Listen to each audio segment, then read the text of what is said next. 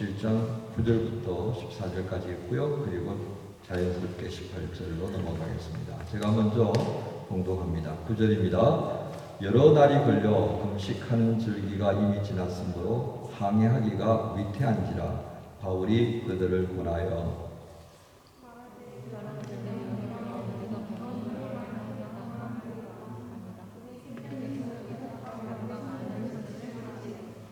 힘을 좀 내셔서 점심때가 지나서 시작도 하시겠습니다.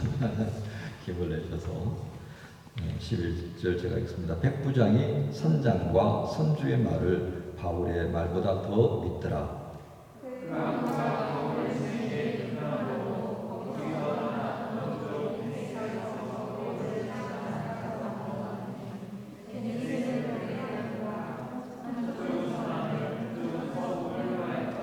좋습니다. 13절 남풍이 순하게 불매 그들이 뜻을 이룬 줄 알고 낯을 감아 그레데 해변을 끼고 항해하더니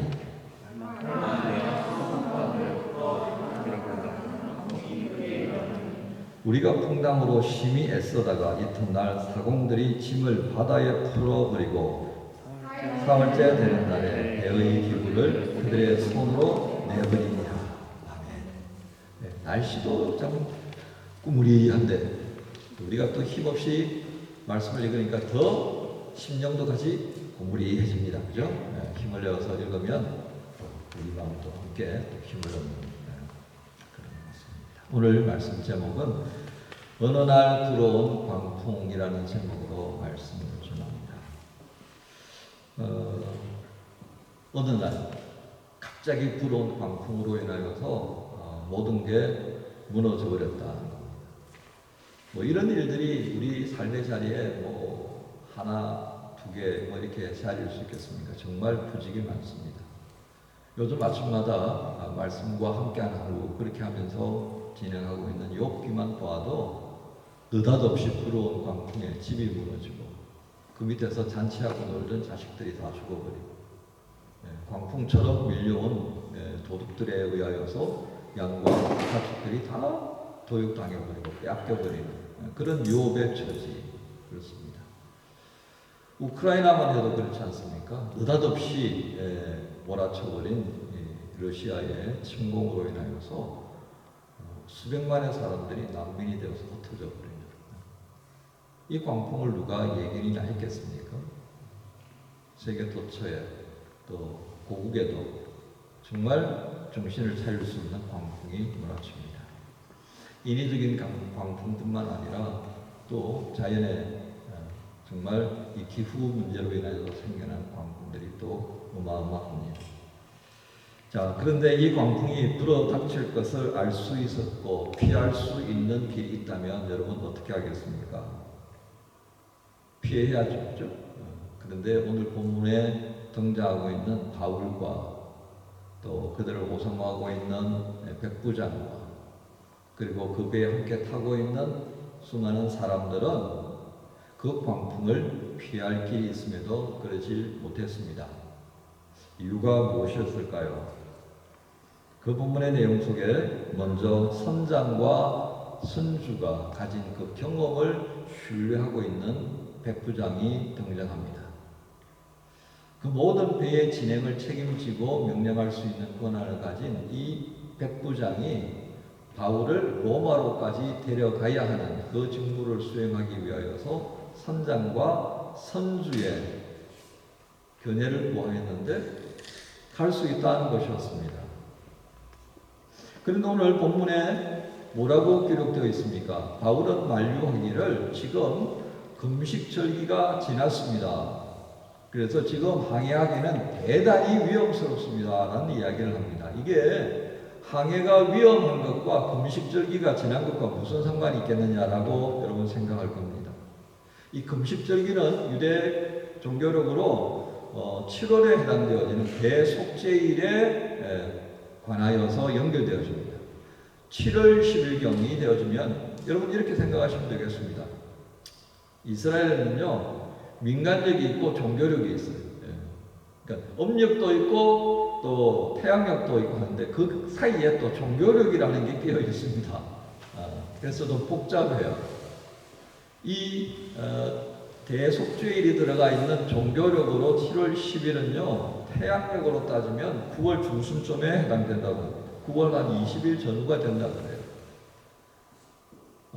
이 시기에 요즘 계산법으로 쭉 해서 쫓아가 봤더니 한 10월 초순 정도가 되어진다고 합니다. 바로 그때 시기에 지금 바울이 로마로 가는 항해에 지금 직면했다는 얘기가 되겠습니다. 그런데 이 시기에 이 지역에는요 배를 운행하는 것이 굉장히 위험스러운 시기였다고 합니다. 그래서 통상적으로 11월부터 그 다음에 1월까지는 전면 해상 항해를 금지시키기도 했다고 그래요. 근데 아직은 10월 중순쯤 되어지니까 아직 그 시기가 안 되었다라고 하는 생각을 아마 선장과 선주들은 한 것 같습니다. 이 선장과 선주들의 경험에 근거해서 살펴보면요, 그 광풍이라고 하는 유라굴로라고 하는 이 광풍이 딱 정한 날에 불어온 건 아니었거든요. 그러니까 움직이다 보면 이게 피할 수도 있고 그렇다는 거예요. 또 한 가지, 이 선장과 선주가 이렇게 무리하게 혹시라도 하는 이 가능성을 담보로 삼아서 움직이고 싶어 했던 이유도 또 하나 있습니다.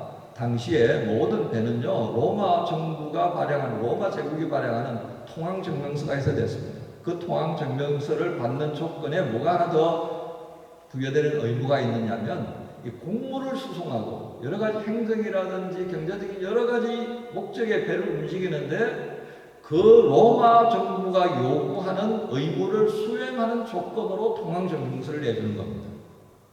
그리고 재미있는 것은 이 배는 바로 공무를 수송하는 상선이었다는 겁니다. 그러니까 로마 정부는 누구든지 이 통행증명서를 주면서 배를 징발할 수 있게 되어 있었던 거죠. 그래서 로마 백부장이 그 배를 징발해서 바울을 로마로 데려가는 일에 빌렸다 그 말이 되겠습니다. 그러니까 이 선장과 선주는 이 광풍을 핑계대고 배 운행을 조금 늦춘다면 자칫 잘못하면 게으르다라고 하는 이유 하나로 이 통항증명서가 압수당해 버릴 수도 있겠다. 그러니까 여러 가지 전후를 따져 보았을 때 한번 도전해 볼만 하겠다라고 판단을 내린 겁니다. 자칫 잘못해가지고 이런치 저런치 보다가 늦어져 버리면 이 로마로부터 이 징계를 어떻게 감당할 거냐 이런 불안감이 생겼겠죠.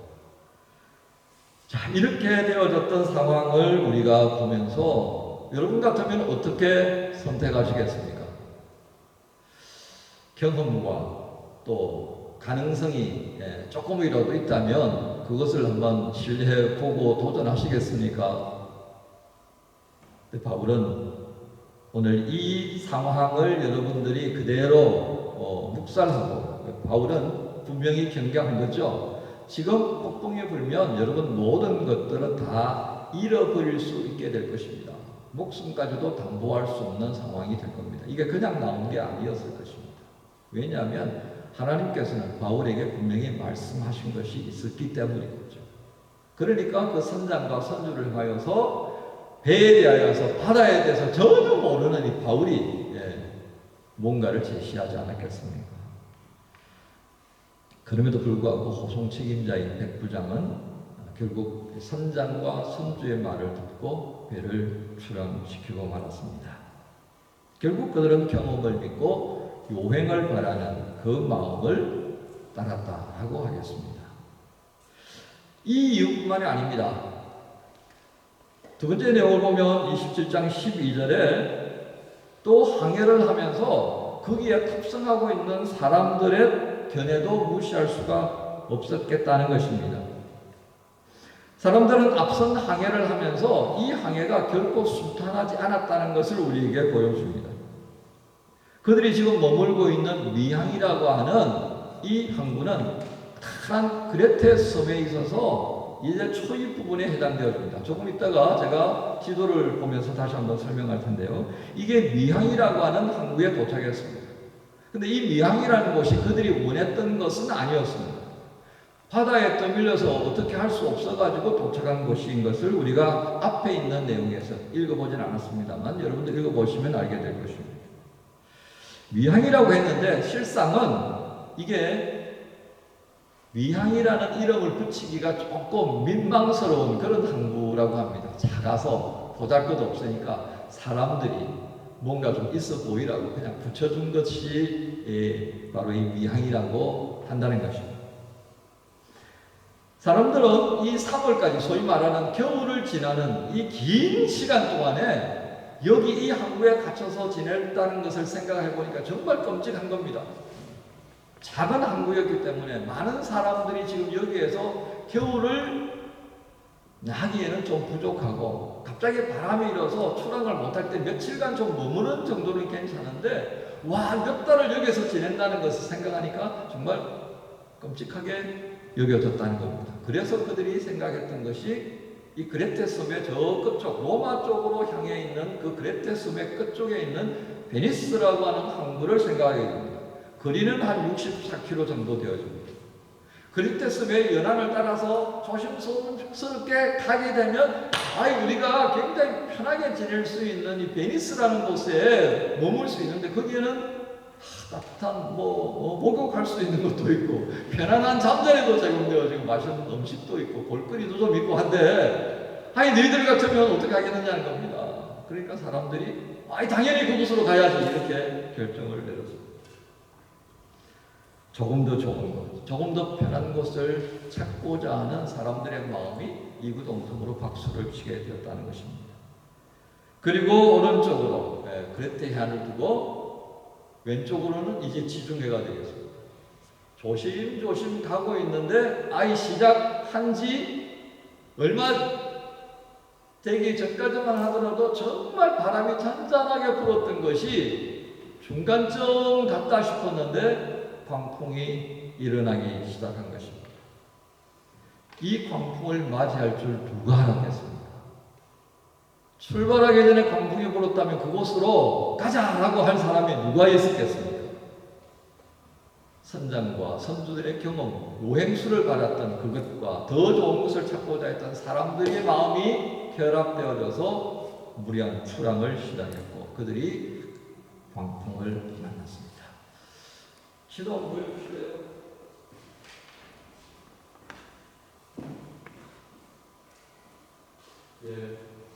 바울이 지금 도착한 미항이라는 곳이라고요. 그러니까 이 그레테 섬이 굉장히 커요. 여기서 여기까지 가는 거리, 베니스라고 하는 항구로 가는 거리가 한 65km 정도 된 것입니다. 그러니까 이건 해안선 따라서 가면 이거 얼마 안 걸릴 거라고 생각했을 것입니다. 기껏 해봐야 한 2시간, 3시간이면 우리 충분히 가겠지. 아침 먹고 출발했으니까 점심 때면 우리 베니스에서 편하게 도착하고 그리고 이 겨울을 날 수 있겠지라고 생각했다는 거예요. 하지만 어땠습니까? 바람이 바로 이 그레테 섬을 관통해서 불어닥치기 시작했습니다. 그리고 배는 떠밀려서 지중해 한가운데로 밀려나기 시작한 것입니다. 방향도 모르고 하늘에 별도 안 보이고 낮이 되어도 하늘에 태양도 보이지 않는 그런 암흑천지의 광풍이 몰아치는 지중해로 떠밀려가는 겁니다. 그 장면을 지금 일으킬 수 있는 건데 짐작이 되십니까? 배가 전혀 조정이 되지 않고 하늘도 캄캄하고 낮인지 밤인지도 구분이 안 되고 떠밀려가죠. 그리고 상황은 점점 어떻게 되어들어갑니까? 그들이 가지고 있었던 짐을 버리기 시작합니다. 짐을 다 버렸는데도 배가 통제가 안 되니까 이제는 배에 필수적인 키나 돛은 놔두고 나머지 기구들을 다 버리기 시작합니다. 하지만 피할 수가 없었던 것은 배가 끼어들어가기 시작했다는 겁니다. 여기쯤 와가지고 여기쯤 와가지고 배가 다 끼어들기 시작했다는 겁니다. 그리고 가까스로 바로 이 섬에 도달했다라고 하는 것이 오늘 말씀의 종합 장면이 되어야 됩니다. 피할 수 있었습니다. 하지만 그 피할 수 있었던 광풍이지만 그 배에 탑승했던 사람들은 경험을 선택하고 조금 더 편한 것을 원했기 때문에 피하지를 못했습니다. 그들의 생명은 살릴 수 있었지만 그들이 가지고 있던 모든 것들은 다 버릴 수밖에 없었습니다. 실로 엄청난 대가를 지불하게 된 것입니다.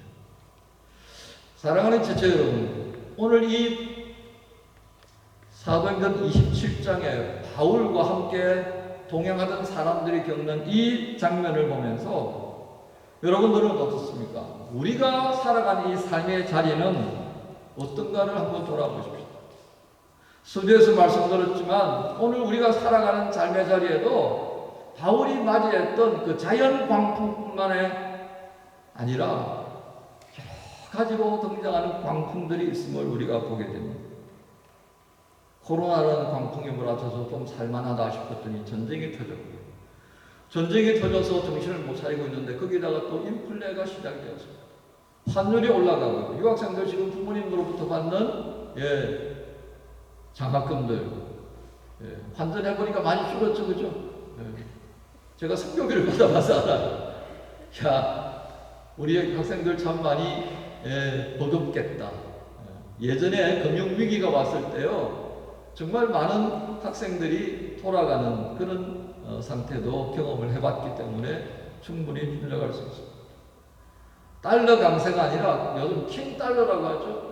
거기에 덩달아서 유로화도 올라가고 있습니다. 아이러니한 것은요, 이 전쟁, 이런 여러 가지 복잡한 상황 하에서 요즘 혼자 신나는 나라가 있습니다. K방산이라고 그래가지고요, 탱크 팔고 자주품 팔고 비행기 팔고 그러면서 요즘 어깨 힘주는 나라가 저희 나라입니다.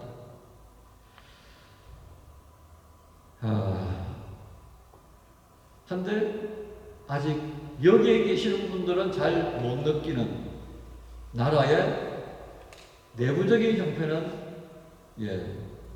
앞으로 어떻게 될까 심히 걱정되어지는 일들이 한두가 아니다라고 하는 것을 볼 것입니다. 세계가 자칫 잘못된 선택으로 인하여서 광풍에 빠져들었고요. 조국 또한 그 광풍으로 빠져들어가고 있는 것을 보고 있을 것입니다.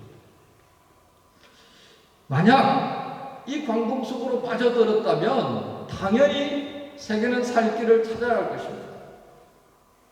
교회가 잘못된 판단을 해서 그 광풍 속으로 휩쓸려 들어갔다면 또 살 길을 찾아야 될 것이고요. 나라의 정치가 잘못해서 광풍으로 빠져든다고 해도, 경제의 선택을 잘못해서 광풍 속으로 빠져든다고 해도, 여러분들의 미래를 위하여서 뭔가를 선택했는데 그것이 광풍으로 빠져들게 되었다면 당연히 그것을 벗어나고 살 길을 찾아야 되는 것이 순서라고 하겠습니다. 그렇다면 오늘 성경은 우리에게 그 살 길이 어디 있다라고 증거합니까? 그 살 길은 바로 사명을 위한 길이 있다라고 우리에게 증거합니다. 바울은 우리에게 무엇을 보여줍니까? 그는 무엇을 의지했기에 우리는 모든 것을 잃어버리기는 하지만 살 것이라고 했습니까? 주의 말씀입니다. 너는 로마에 가야 될 거다. 로마에 가서 내가 해야 할 일이 있기 때문이야. 그게 사명이었습니다. 그 사명 때문에 바울은 살아야 했고요, 바울과 함께하는 사람들도 살아야 했던 것입니다.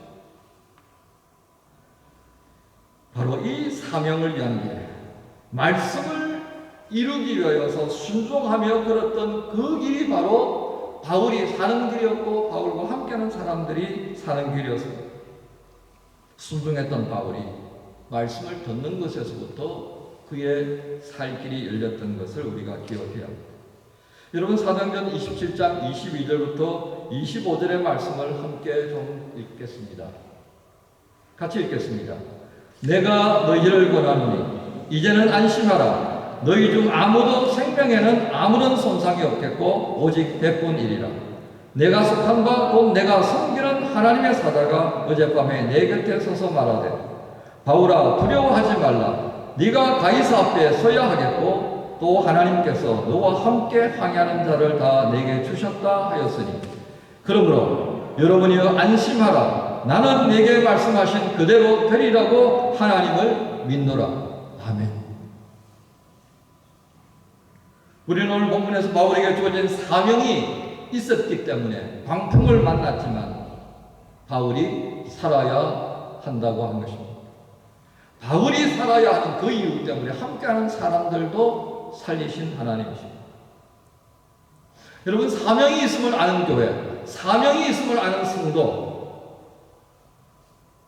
그 성도들이 사명을 감당하기 위해서 말씀 듣는 것에 소홀히 여긴다면, 그리고 오늘 이 광풍 속으로 뛰어들어 버렸던 선주와 선장과 그 탑승객들처럼 경험과 요행수를 찾고 그리고 더 좋은 것을 찾는 그 마음만 있다고 한다면 우리 인생 앞에 기다리고 있는 광풍을 피할 길은 없다 하겠습니다.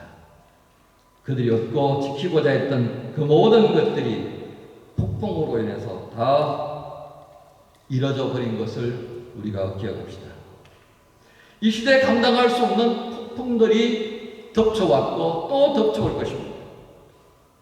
이때에 우리가 살 길은 오늘 본문을 통해서 무엇이라고 증거됩니까? 이 사명과 함께 우리에게 부여되어져 있는 그 말씀을 의지한 삶의 길과 함께 홍해를 열어 살 길을 보여주신 하나님, 십자가를 통해 구원과 영생의 길을 열어주신 그 하나님을 믿는 믿음 안에서 말씀을 듣는 자가 되고 감사함으로 사는 자가 되는 것이 아니겠습니까? 오늘 바울을 통해 우리에게 말씀하시는 인생에 있어서 만난 이 폭풍과 같은 삶의 자리 벗어나고 극복해낼 수 있는 길은 오직 사명이며 그 사명을 우리로 하여금 깨닫게 해주시는 말씀을 듣고 그 말씀을 주신 하나님 앞에 감사하며 살아가는 이 시대의 젊은이들, 이 시대의 만한 주님의 교회가 되기를 소망하고 기도하십시다. 주께서 우리를 도우실 줄로 믿습니다. 아멘. 이제 시간 김혜원 집사님 나와서 간단하게 우리 감정을 듣고 하나님의 은혜를 나누는 시간 갖겠습니다.